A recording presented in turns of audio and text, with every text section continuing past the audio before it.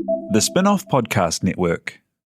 Skinny are helping you show how smart you are with the 1Q quiz, an all-new, super challenging and super quick daily quiz built by the Spinoff. Every Monday, Skinny are giving you the chance to prove you're smart with the Skinny Extra Credit question. Get it right, and you'll get the chance to score yourself some Skinny Extra mobile credit so you can text, call, or even video call your group chat and gloat about how big your brain is. T's and C's apply. The Fold is brought to you by oMedia, making brands unmissable and public spaces better across Aotearoa.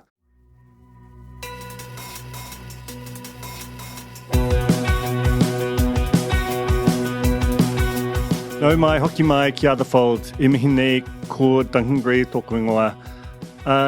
Today, I'm doing something a bit different. I have two guests consecutively, my colleagues Shanti Mathias and Anna Rawhiti-Connell, talking about a new, it's not even legislation, it's just a discussion document. So it really should not be, I shouldn't be so excited about it, but I am. It's called the Safer Online Services and Media Platforms discussion document.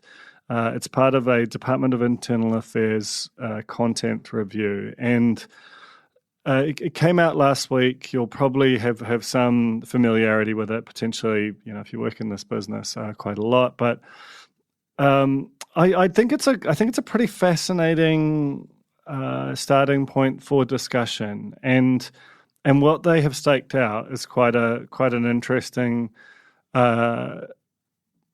position.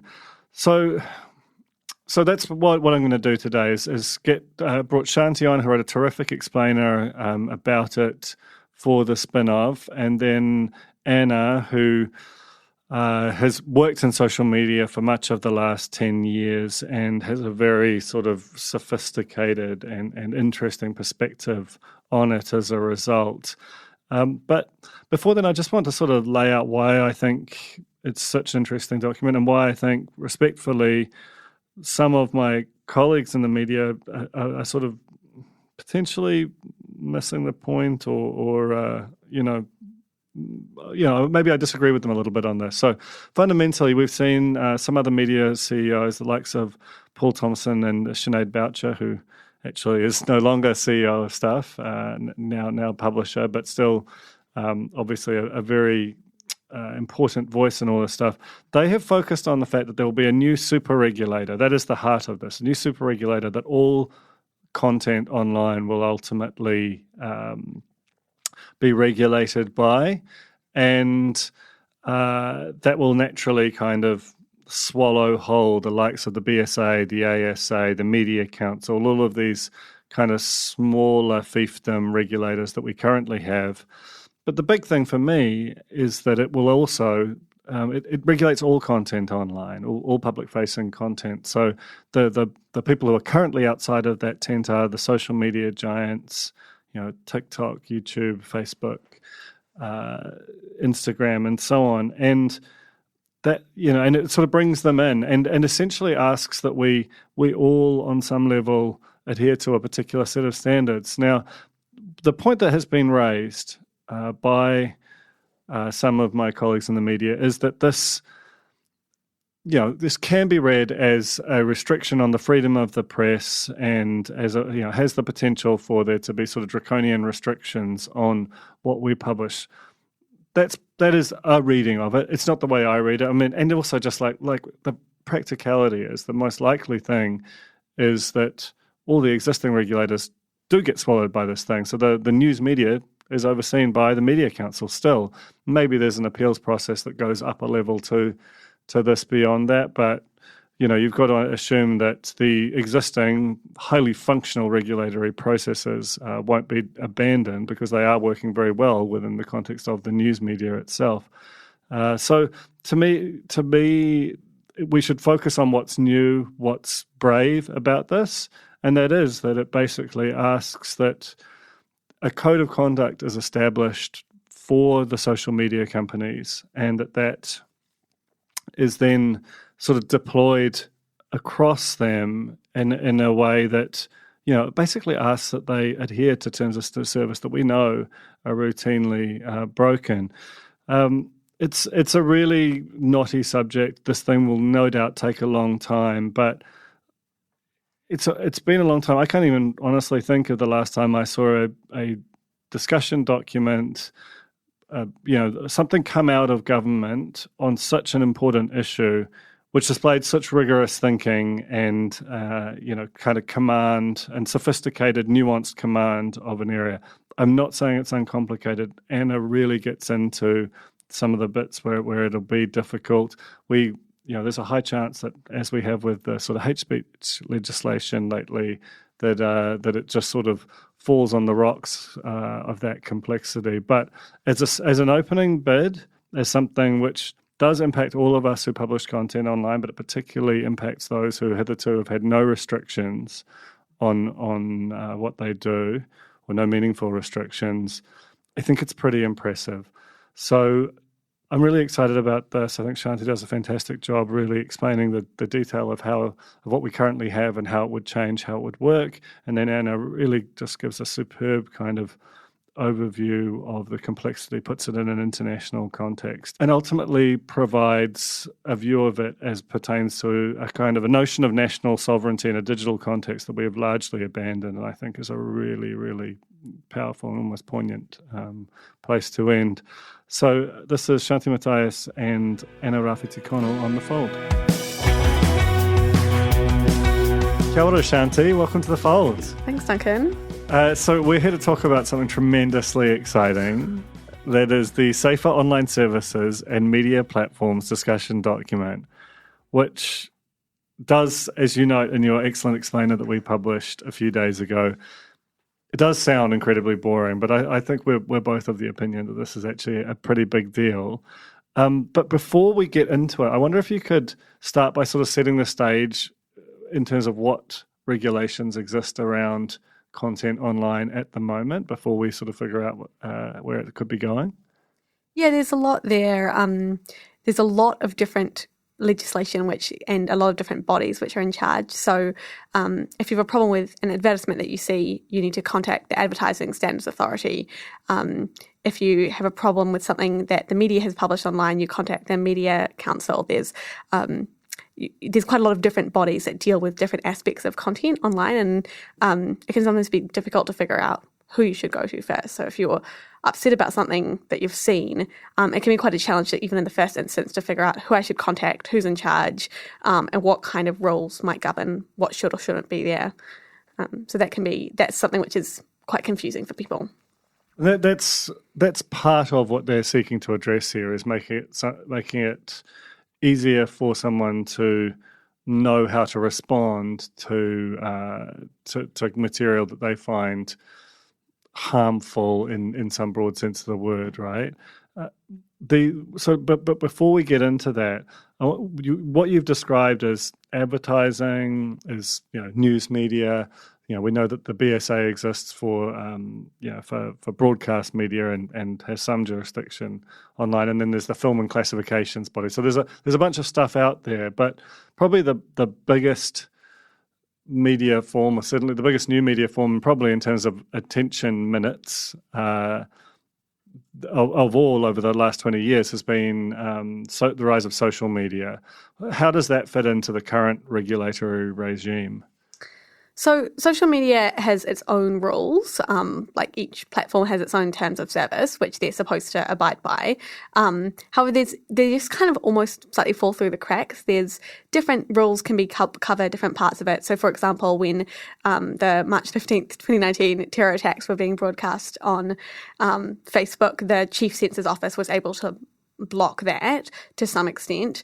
But yeah, there's no any particular law which targets social media. So as an effect, it's almost entirely unregulated in a lot of ways, which can be a really big challenge for people who are spending a lot of time on social media and trying to wonder what's okay to see and what's not okay. And yeah, can be end up with quite a lot of questions for people who are wondering about how to take action on something that they're concerned about. It's quite an interesting point you make, because I think, as I gather, this review didn't initially kind of set out to focus on social media, but it has ended up where that is effectively the core of this, or the most impacted by it because it goes from being, as you say, completely unregulated or largely unregulated to being, subject to a fairly similar array of, constraints as other aspects of the media. So do you want to maybe just to explain what this new, the Safer Online Services discussion document, even that's an abbreviation, if you can believe it, explain what it is proposing?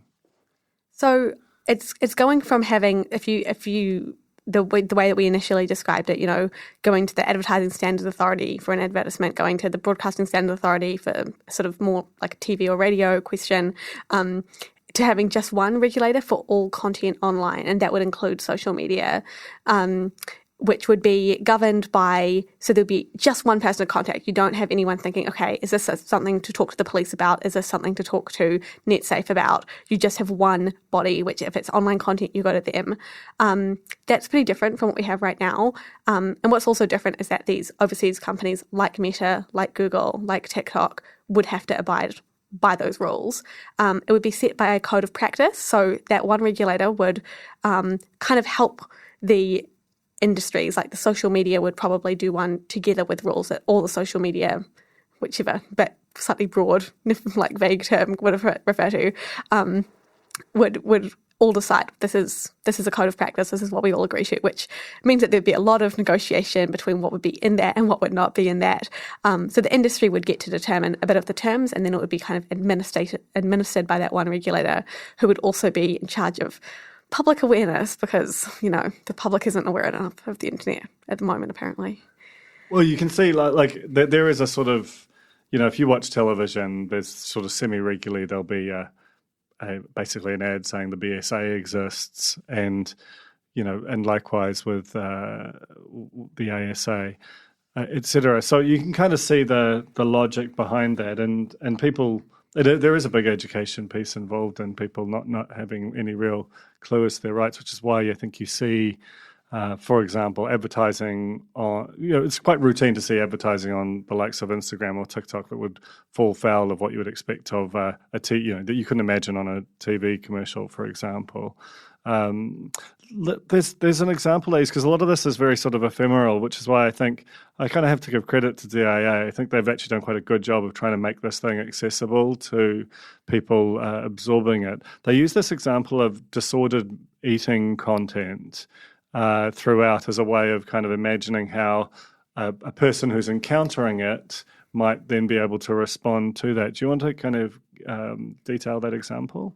So for in that example, which is, I agree, quite a useful one, there's a lot of ways that social media especially might work to promote disordered eating. So maybe you've joined a sort of Weight Watchers type group on Facebook, and then on your sort of little Facebook reels, it starts being recommended sort of dieting content, and it can actually get progressively to quite very harmful attitudes towards weight and eating. I guess there's area for debate about whether or not what's harmful to different people. But so notably, this isn't changing what's legal or illegal, but it's changing how you might respond to that, because there's now just one body that would respond to it. So if there was a concern being raised either by a member of the public or a community group maybe about disordered eating content being recommended to people, the regulatory body would be working with the social media platforms, or where that content would be working with them, saying, why is this here? Asking questions about, like, how does it end up being there? And is that in line with the code of practice you've agreed to? And is that in line with your terms of service on your platform? And then there would be something, they use the word proactive a lot, sort of, what are some ways to reduce the risks? And so, for example, something you might see at the moment with a lot of the COVID information is a little pop-up that says, go here for our COVID information, which has been fact-checked. So it might be something like that, but just for more kinds of content. And then there would also be some more kind of, maybe a more public response to it, in whether that's education campaigns, putting stuff in curriculums, public events to talk about it. So there could be more kind of public-facing ways, as well as kind of online regulation with the different industries that might be having that kind of content on the internet. It is quite a sea change, and to be honest, one that I think is long overdue, and seems on the face of it a pretty useful starting point for what will likely be a long discussion, because this isn't actually in any hurry to become law or to go live. What is the process from here for that document? So it's probably quite good just to know what has happened up to this point. This Content Regulatory Review has been working on this for a number of years. They've consulted with over 50 different community groups, people with stakeholders, including people in the media, talked to sort of ethnic groups, religious groups, Māori people who are wanting to talk about their feelings and their experiences online. So this document has been developed from all of that feedback. Now until the end of July, there's a time for public feedback, consultation, so anyone can make a submission. And then kind of after that, that'll probably also include input from some of the industries who have opinions about how this might be put into place. And then there'll be time for, then they'll probably revise the document, have something slightly more finalised, and then there might start having to be sort of processes in government to put this new thing into place. But there's really no timeline for that, no clear timeline for that, so it might be quite a while. Could well be, but it's good to be at the starting line anyway. Hey, Shanti, thanks so much for coming on the fold just to explain that. And yeah, if you want to know more, I strongly recommend reading Shanti's explainer on the Spinoff. The Fold is brought to you by oOh!media, making brands unmissable and public spaces better across Aotearoa, with over 4,000 out-of-home advertising sites nationwide across both street furniture and retail centres. I'm super grateful to oOh!media for enabling us to make unmissable connections with Kiwis. Raising capital or taking your business to the world? Investment Fix has the lowdown on everything you need to make it happen. This season, we're exploring the US market, the opportunities it offers, what it takes to grow a business there, and the best way to approach investors. Join some of the superstars of the investment and business world as they share advice from their time in the US so you can make your mahi count in this massive market. The Investment Fix podcast, brought to you by Invest New Zealand. Tune in today. Kia ora, Anna, and welcome to the Fold. Kia ora, Duncan. So this is weirdly exciting if you're interested in content regulation, which tragically the pair of us are. I wondered if you could start by just sort of explaining or just giving a perspective. What do you think of where the DIA's arrived at with this thing? I think it's great they've arrived somewhere because we've been waiting a while. I've been staring at that one PDF on the DIA website for months now. Strange job, but and we're months behind in terms of the process. Look, I think it's pretty big. It may not be. I guess the bigness of it may not necessarily be massively understood by the general public. The proposal itself speaks to the fact that people probably won't notice changes or anything like that. But in terms of, it's a super regulator is what they're proposing here, right? And I think the attempt to provide some regulation around social media, in a world where people genuinely discuss the fact that those companies, your Metas, your Googles, your TikToks, are too big for regulation, they now sort of stand alongside governments in terms of the amount of power they potentially have. So for New Zealand to have put, drawn a line in the sand and said we're going to try this, and I think they've tried to find a middle ground between softly we're going to run some public awareness campaigns, although education is mentioned frequently throughout the proposal, and a hardcore regulation, which I just don't think we have the capacity to enforce.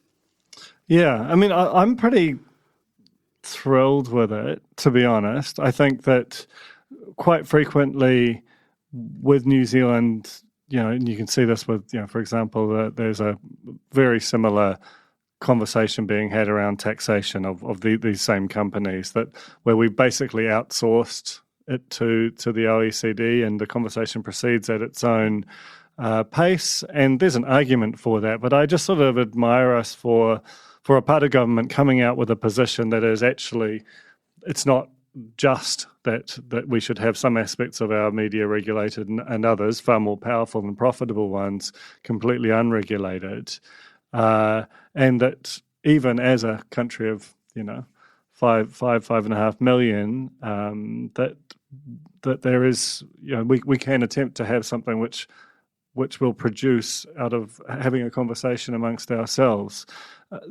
But I mean, you touched on it there. Do you believe that, as it's currently described, that you would, because what it asks is that the social media companies effectively change their products in some potentially small but quite meaningful way for the local context, in a way so that your experience of TikTok, YouTube, Facebook, Instagram in New Zealand will be meaningfully different to what it might be in other countries.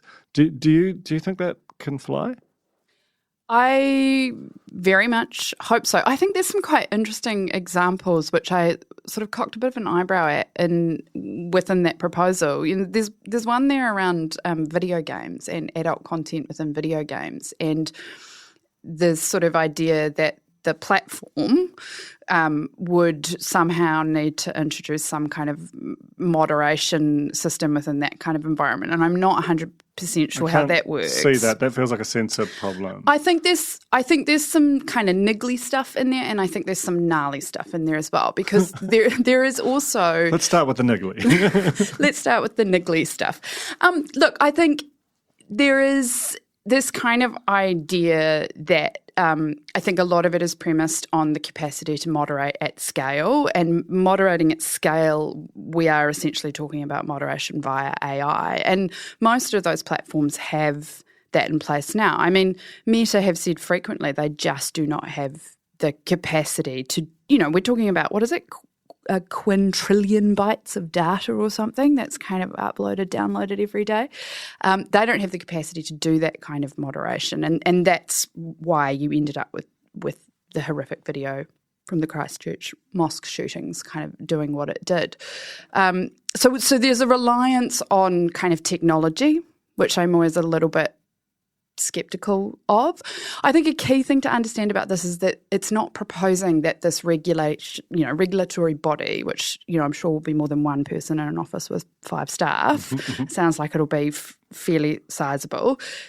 It's not that you can flag any bit of content that you see and you don't like or you're offended by. They're not going to be sitting there personally, individually moderating content. They are asking the platforms to put stuff in place, and I think that will be very interesting. They are asking the various industries involved, media, social media, the gaming industry, to essentially create these codes of practice. That raises questions about, there are questions in Australia, because there's a lot that's in this which is very similar to the way Australia have tackled it.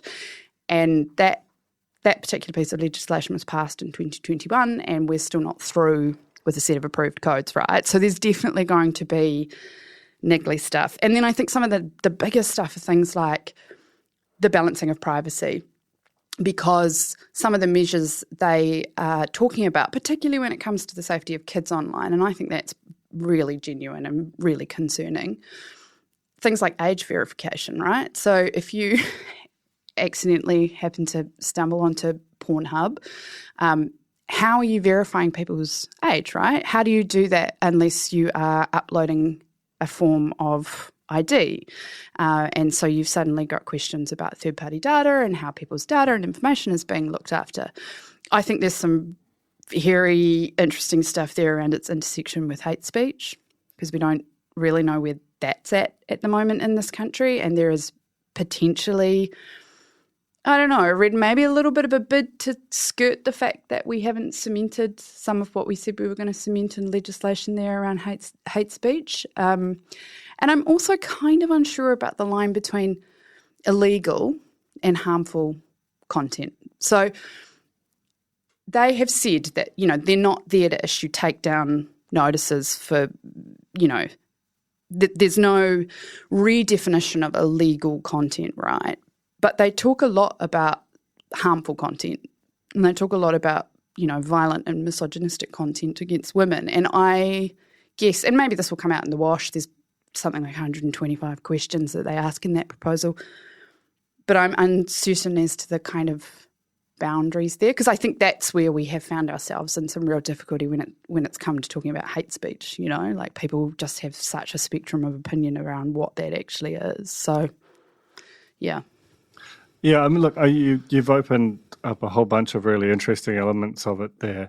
And I think that, there's this example they use throughout the discussion documents I touched on with Shanti just before about disordered eating content, which is absolutely the kind of thing that that this is seeking to kind of address, is that, your 14-year-old kid, I've got one of those, is on TikTok, and they just have to hit the wrong clip at the wrong time, and the algorithms just starts to feed them, if you'll pardon the pun. And there is currently nothing. There is no, while it might well violate terms of service, A, you've got no visibility over it, but B, there is no, ultimately, if they violate their terms of service, which most of these platforms do sort of routinely, there's no real sort of court of appeal. And so I think you're right. This is a super regulator. I assume that it will bundle all our existing regulators as small fiefdoms within a giant thing.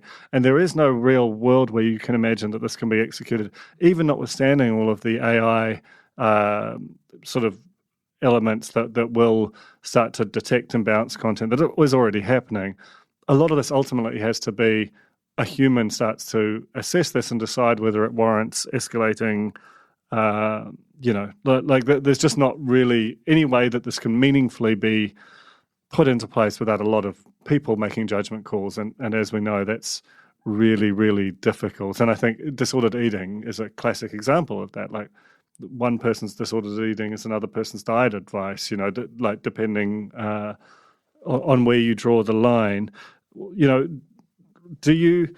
and yet, the thing that I admire most about it is, like, once you open this door, once you say that this stuff matters, which this document undeniably does, it's very hard then to not do anything about it. You're ultimately saying we were wrong, or it's too difficult, and we're just going to continue to have this sort of two-tier system where the small, unprofitable parts of the media are highly regulated, and the very profitable, much more powerful elements are completely unregulated. If you had to sort of guess at this, what do you think will actually happen from here? Because, a lot of the time, as with the tax, the OECD tax thing, their main aim is just to delay and just sort of wear you out. Yeah, and I mean, look, they have come to the table in Australia. There is quite a shit fight going on in Canada around what they're trying to do there, but they have, participated in creating codes of practice in Australia, right? So they're now just sitting with their e-safety commissioner, which I imagine will be, that's a pretty cool name. Maybe we could call them that. It's like an e-scooter commissioner. It's got a kind of a basic name. So, they sort of give a bit of indication within that proposal that they think the social media platforms will come to the party. So I think there will be that. I guess, to my mind, there will be probably, a process where there will be accusations of things like, this is trampling on freedom of expression. And I think maybe that's just about the concentration of power. I think there will be, back and forth around what, the industry's come up with in terms of code of practice and whether that's too soft or, ultimately the regulator approves those codes of practice. So they are going to have to get through. I mean, they're talking 2024 at the earliest for legislation. It seems very soon, especially given seems incredibly soon. But what I also love about it is like 6 weeks for submissions. It's not like a lot of the time with these kinds of legislation, there's like some sort of random 9-month window. Like they are aiming to close that before the election, which is kind of impressive. Well, it's pretty amazing. I think there's a few things that are quite heartening for me about maybe not necessarily the nitty-gritty of the proposal, but I think one of the things they've really recognised is that nobody is at peace with social media. Whether you are a large industry that's been disrupted, whether you're a parent worried about what your kids are seeing, whether you're an individual with a completely broken brain because you've spent 4 hours every night watching reels, right? It's fundamentally changed society and it has changed us. And I think there are some quite plain statements in the proposal that really do acknowledge that. And I think that's the first time we've kind of heard that, right? That's the first time we have had a government agency come out and say, we acknowledge the age that we're living in. And I think in some ways, just that acknowledgement will shift, that they are saying these things are bad, these things are potentially dangerous, these things cause harm, these things, there are instances where it's illegal. And I think having that rather than the kind of wishy-washy environment we've had with a bunch of disparate agencies is a strong signal. So the devil will be in the detail and all that, but it's a strong signal. I think the other thing that's really good is that they have said we are shifting from talking about content to talking about platforms, because we've had this ridiculous scenario where, as you say, there hasn't been a level playing field around the difference between traditional, or what even is traditional media anymore. Do you know what I mean? Like the Spinoff exists on a website, on TikTok, on YouTube. One video will end up in 5 different places. So I think looking at platform-based and industry-based compliance is kind of good and interesting. And I think even just, the biggest change, as they say, is going to apply to social media platforms. And yeah, there's going to be some scrapping. There's going to be some people who are unhappy. I've already read a fair bit of commentary today which suggests there's various parties that are unhappy. But I think the important thing is that, they have done a lot of consulting already. They have spoken to a lot of people. And we are people deeply, we are uneasy about all of this. And I think to have a government body come out and acknowledge that and listen, look, it'll be the lobby groups and it'll be the media and all the rest of it that get the biggest voices and airtime around the conversation on this. But I think it's very important to remember that your average parent worried about their 14-year-old on TikTok is probably feeling, reasonably happy that at least somebody has said that they're going to do something about it. Yeah, I mean, that's the thing that is, I think, most impressive about this is after, we're now pretty close to 20 years into sort of mass social media and what it has done to society, the economy is pretty vast. And as you say, there, if you were to survey, do any kind of meaningful nationally representative survey, I can't imagine that you would find just 2 thumbs up for it to have at least begun in a very serious grown-up way to have a conversation about how we should respond to and regulate it.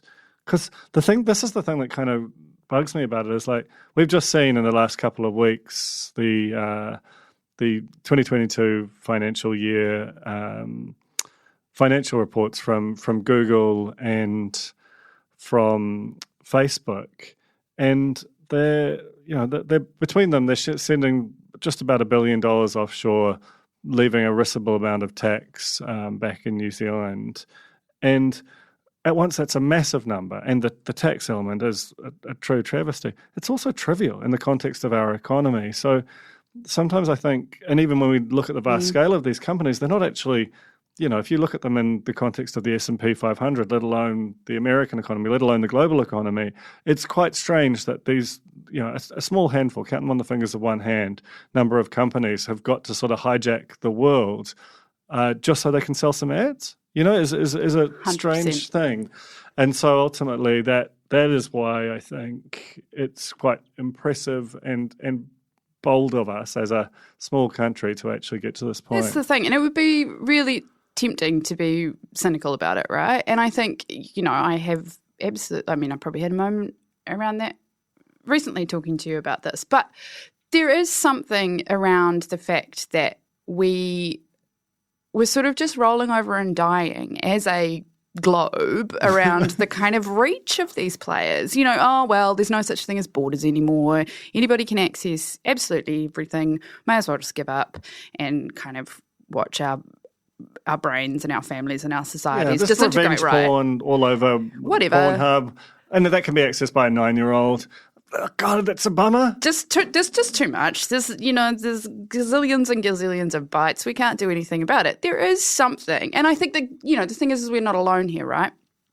Most of our, kind of counterparts that we would talk about, like Australia and Canada and the UK. And again, lots of argy-bargy and lots of niggles and all that kind of thing.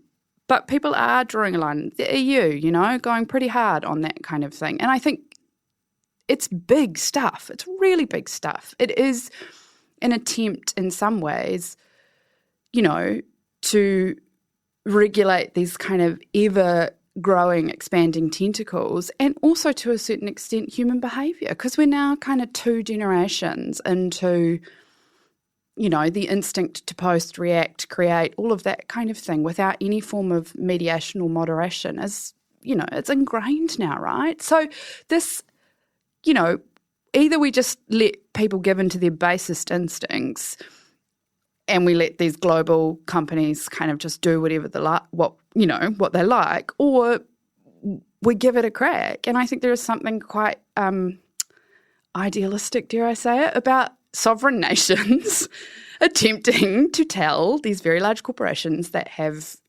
profits far larger than our GDP that actually, no, we're going to talk about this, we're going to try and address this, and it's not, you can't just ride roughshod over the kind of the values that we hold dear. It's beautifully put. Hey, thanks so much for coming on The Fold today. I really appreciate it. You're very welcome, Duncan. Thank you. That was The Fold, brought to you by our partners at oOh!media, making brands unmissable and public spaces better across Aotearoa. Huge thanks to oOh!media for sponsoring this episode of The Fold and enabling us to make unmissable connections with Kiwis.